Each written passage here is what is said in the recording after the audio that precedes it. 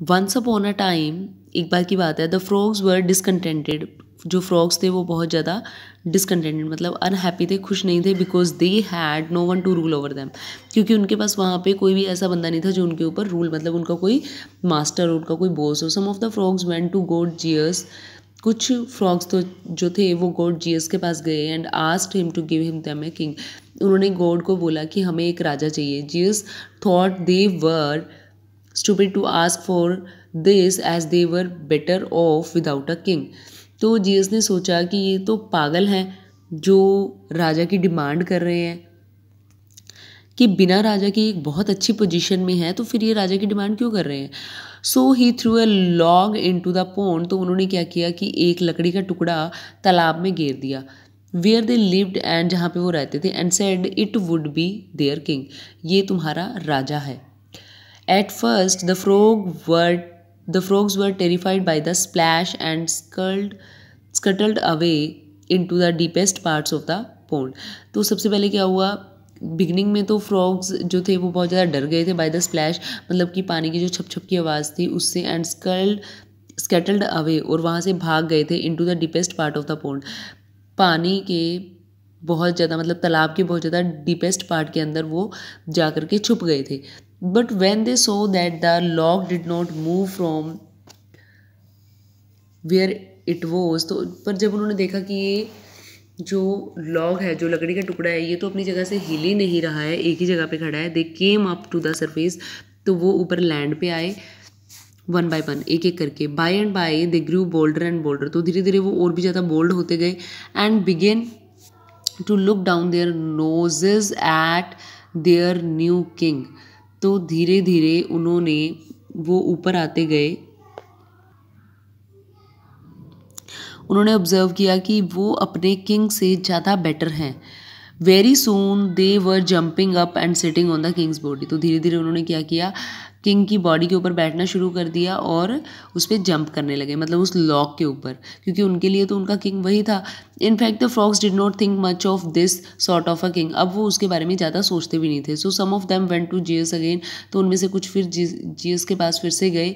They begged the god to take away that lazy king and send them for a better one, तो उन्होंने क्या किया कि उस गॉड को प्रे की, उनको रिक्वेस्ट किया कि आप ये लेज़ी किंग ले जाइए और हमें इससे थोड़ा अच्छे वाला चाहिए। GS was annoyed at the being पेस्टर्ड, तो जीएस को स्टार्टिंग में बहुत ज़्यादा गुस्सा आ गया उनकी ये बात सुन के। In this way so he sent a stock, तो उन्होंने फिर क्या किया, उनके लिए एक क्रेन स्टॉक भेज दिया। Stock is a bird, a large black and white bird with long legs, और उसकी बीक जो होती है, नेक जो होती है, वो भी बहुत लॉन्ग होती है सी, तो उन्होंने उसको उनका राजा बना करके वहाँ पे भेज दिया। As soon as the stork arrived, जैसे ही वो स्टॉक वहाँ पे पहुँचा, he began to catch and eat the frogs as fast as he could, तो उसने क्या किया, वो उसने फ्रॉग्स को पकड़ पकड़ के खाना शुरू कर दिया, उनको पकड़ना शुरू कर दिया। See by telling this story, इस स्टोरी को बताने से Aesop showed that the people that the new king could be even worse, कि जो अगर मान लो नया किंग आ गया तो वो शायद इससे भी ज़्यादा बुरा हो सकता है। So they ought to be thankful for what they had,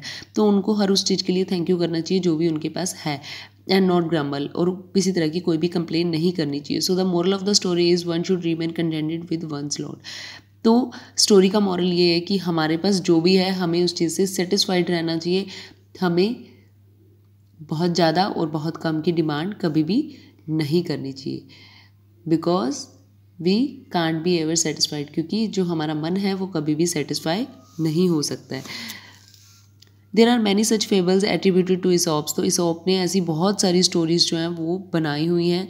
eight first they were not written down, starting में वो नहीं लिखी गई थी। People carried them in their head, लोग उसे अपने दिमाग में याद रखते थे। And young people learn them from hearing older people tell them, तो और यंग पीपल जो थे वो इसको पुराने बूढ़े लोग जो उनको बताते थे इस तरीके से उनको याद ही रखते थे। अबाउट 350 ईयर्स एगो, तकरीबन 350 साल पहले, French writer named La Fontaine 1621 1619 from 1621 to 1695 put them down in French, तो उन्होंने, एक फ्रेंच राइटर ने इन सब स्टोरीज़ को फ्रेंच लैंग्वेज में लिखा था। And now we have their translations in almost all languages of the world, और अब इनकी ट्रांसलेशन हमारे पास ऑलमोस्ट हर एक लैंग्वेज में है। Another of Aesop's fables was about a dog who lay इन अ मेंजर। एक और इसॉप फेबल है जो कि एक डॉग के बारे में है जो कि एक मेंजर में था। He would snap and growl whenever the cows came there to eat the hay। तो वो हमेशा क्या करता था, वो जो काउज वहाँ पे आती थी वो घास खाने के लिए उनको हमेशा भौंकता था और घर्राने लगता था उनको देख करके।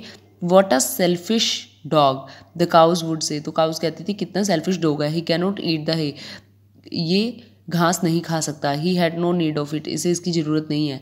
Yet he does not let us it, और तब भी ये हमें नहीं खाने देता है। When people call someone a dog in the manger, जब लोग किसी को ये कहकर बुलाते हैं, they mean to say that, उनका कहने का मतलब ये होता है the fellow does not let others have something even though he does not need it himself.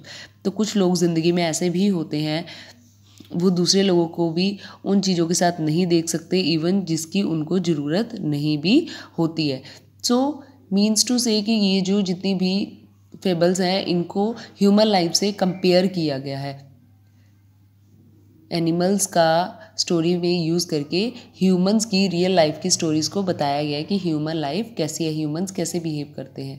Okay, so chapter is over here, sending you the book work completed. Okay, thank you.